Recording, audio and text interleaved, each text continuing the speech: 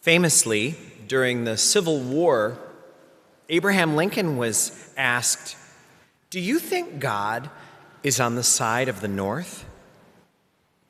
And Lincoln said, "My concern is not if God is on our side. My concern is, are we on God's side?" Do you ever think that way? That idea of, am I aligned with God? Is the way I live, the choices I make, the things I support, would that please God? Does that please God? There's an old concept that used to be a household word. It was the idea of having the fear of the Lord. Many of you know about that concept, the fear of the Lord. And I think a great way to describe what that concept means at its best is, I want to be on God's side. I want to be on the same side of an issue that God is. I want to be aligned with God. Maybe the sense of fear, maybe that word is meant to connote the idea of, I shudder to think of what it would feel like to be on the other side than God is. That's maybe why that word fear comes in there, because it doesn't really mean fear. It's not supposed to be fear like trembling and anxiety. It's supposed to be a desire to impress God, making God your audience for all of your choices. It's kind of like how parents sometimes have extra authority, not when they punish their kids, but when they say, "I forgive you, I'm just really disappointed." You know what that means. It's appropriate to have a fear of disappointing our parents. That's not a bad thing, to have such respect for our parents, to love them so much that we would never want to be opposed to them. We wouldn't want to be on the other side. And you know you're doing right if you're on God's side, because even if all of humanity took a vote and they all agreed this way, and not a single person agreed with God, God would still be in the majority. God doesn't need a single vote on God's side in order for God to be in the majority on any issue. So I think we're hearing this topic talked about in the conversation with the people and Jesus today. They say, "Lord, we're worried. Are only a few people going to be saved? How big is heaven? How many people are going to be saved?" And Jesus answers the question by saying, just strive to enter through the narrow gate. Just focus on that runway. Focus on your lane. Don't worry about other people. Keep your eyes fixed on your path, because your path, if you stay on it, is going to go through this narrow little passage, and you won't scrape your shoulders at all as long as you stay focused. But if you're worried about other people, it's going to make it harder. Many of you choose to park when you come in the lot that's behind the garage, behind the rectory. It's where the teachers park on school days when we have school in session. But during our masses, we usually fill up this parking lot pretty well, and a lot of people park on the street. So a lot of people say, "I like walking by SMA. It's such a pretty building. I'm going to park over there." So you may know from parking there or from volunteering in our food pantry that's over there that we have a garage with a lot of bays, a lot of garage doors. All of them are full, mostly with storage. But if you take a look, the bays are rather narrow. They're kind of narrow. And I learned as soon as I moved here, I have to be really focused when I'm pulling into the garage. I could lose a mirror very easily, and trust me, I had to go get some touch-up paint when I misnegotiated the swing and have brick-shaped scratches in my bumper. It's a narrow way. If I am not focused, I'm likely to scratch the car or lose a mirror I can't be worried about what somebody's doing down there. I know that even if I'm waving to somebody who's at the food pantry, I've got to complete the wave and put both hands back on the wheel. Because if I start rolling in thinking I'm fine, I'm probably not. I have a tiny little bit on each side that the mirrors will clear. And any miscalculation means it's not going to work. Jesus is saying, treat your life like that.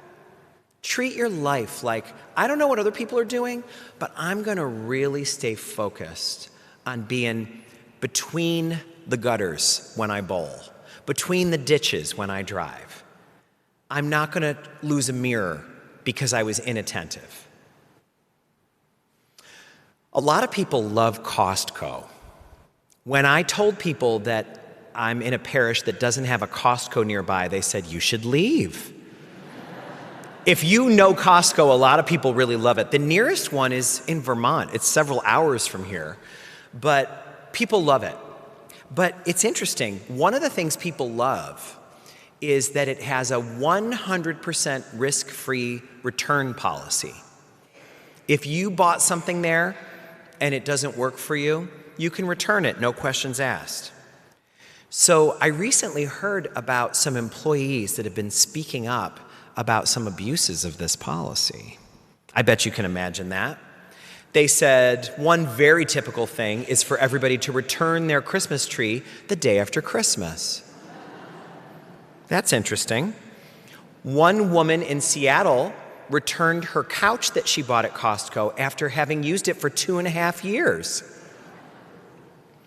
Someone in Connecticut spoke up at a Costco and said, we've got a lady who is slowly renovating her house. And every couple months she comes in with lighting fixtures she bought here 10 years ago with the light bulbs still in them. She returns them and then buys new lighting fixtures. And she'll probably return those in 10 years. One of the employees said, I actually had to process a return for somebody who had bought flooring here. They had installed it. And then years later, when they were renovating, they ripped it all up and returned it. And Costco takes it. Interestingly, I think there's probably a good chance that the people who do that and walk out of there thinking, ha ha, don't have a very good sense of fear of the Lord. You know what I mean by that? They're not feeling very watched. They feel like, hey, I saved a little money. I get a new Christmas tree every year. It's like leasing. But we all know that's not right. That's the kind of attitude that comes from living for today and not worrying about anything else. I just want to live for today. But fear of the Lord says, no, you're thinking of the big picture. I think you would agree with me that it's a pretty safe bet that if any of the people who do that, if they had a business and someone did that to them, they'd be outraged. But they don't think of it when it's them. And I've got to say, you may have heard that LL Bean canceled its return policy a couple of years ago. It used to be you could return anything at LL Bean. And they canceled it. And I hate to say this, but I think I'm one of the reasons. I didn't mean to abuse it, but I remember one day returning a shirt that had a frayed cuff. And I was questioned several times by the employee. Are you sure this doesn't meet your satisfaction? We don't even have this shirt in the computer anymore. It's been discontinued long enough, I don't have a record of it. Are you sure you want to return this shirt? And I knew as she said it, oh my gosh, what am I doing? I'm probably part of the problem. So the narrow gate is a really good image for us because you'll hear people often say like, I'm not such a bad person. You know, I'm not the best guy out there, but there's a lot worse than me. And you understand that way of thinking. In a way, it's humble. But you got to admit, in another way, it's not striving for the narrow gate. That's not an expression of, I really want to live my life the very best way. Saying, I'm not saying I'm an angel, I'm no saint, sure. That's kind of a writing yourself a permission slip to not have fear of the Lord. You're saying, everybody's human. Now, we don't want to go too far the other way and be afraid of disappointing God every second of the day, but certainly it's a bigger problem, arguably, to not worry about that than to worry about it too much and have to turn down the volume a bit. It's good for us to know that although there's a minimum requirement for being a good citizen, all of us should try every day to not get arrested. But being the best version of ourselves goes beyond just not getting arrested. It's beyond just paying our taxes to the minimum amount. We have to be willing to contribute to the world, to make God proud. We should live so that we've got some fear of the Lord. Not the kind of fear that makes us anxious, but the kind of fear that says, I would just never want to be anything but on God's side. One of the ways that we fail to have that kind of feeling inside of us is when we're overconfident about everybody else needing to forgive us for our weaknesses. You'll hear that sometimes. God is love. How could God be mad at me? I'm not so bad. Sometimes we see that in marriages too. There was a saying some years ago that love meant never having to say you're sorry.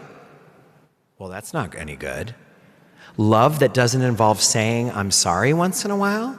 I don't think many of us want that kind of love. Sometimes we're overconfident. We'll say, oh, my wife knows how I am. But that's not a great way to demonstrate a desire to live the way God is intending, to honor Jesus' sacrifice for us and the sacrifices of those who went before us. We shouldn't take generosity and mercy for granted. Even if God is always going to grant it, even if we have the confidence in God's amazing grace, it's abusing the relationship to say, God will forgive me. Because we should be striving, as Jesus says, for the narrow gate. We should be thinking that we don't want to lose a side mirror on the way in. One of the blessings that we have is that the liturgy gives us a built-in mechanism to manage this. It's that sense we have right before communion every Mass, Lord, I am not worthy that you should enter under my roof. We always say that. And it's interesting, we say it in the singular. I am not. We don't say we're not worthy.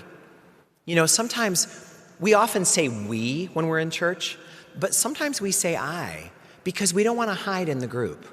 We don't want to say, oh, you know how people aren't worthy. Well, I'm a person, so I guess I'm not worthy too. No, it's much better to say, Lord, I know you see all things. I know you know about me returning those things to L.L. Bean. Right? I know you know, so I'm not worthy that you should enter under my roof. But I know that your word is so powerful that you can heal me. That's a really great thing for us. We don't say, Lord, she's not worthy for you to enter under her roof. That's not what the ritual does, because then we'd be ignoring our job with both hands on the wheel to pull into the garage. So we've put the focus on ourselves always through the narrow gate. So this week, it feels like Jesus' invitation is pretty clear. Am I en route to pass through the narrow gate? We can ask ourselves.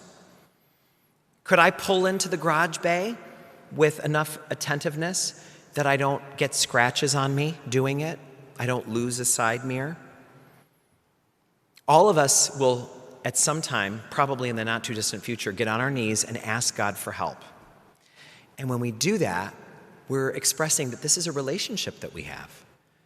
So the question is not, God, please help me, be on my side.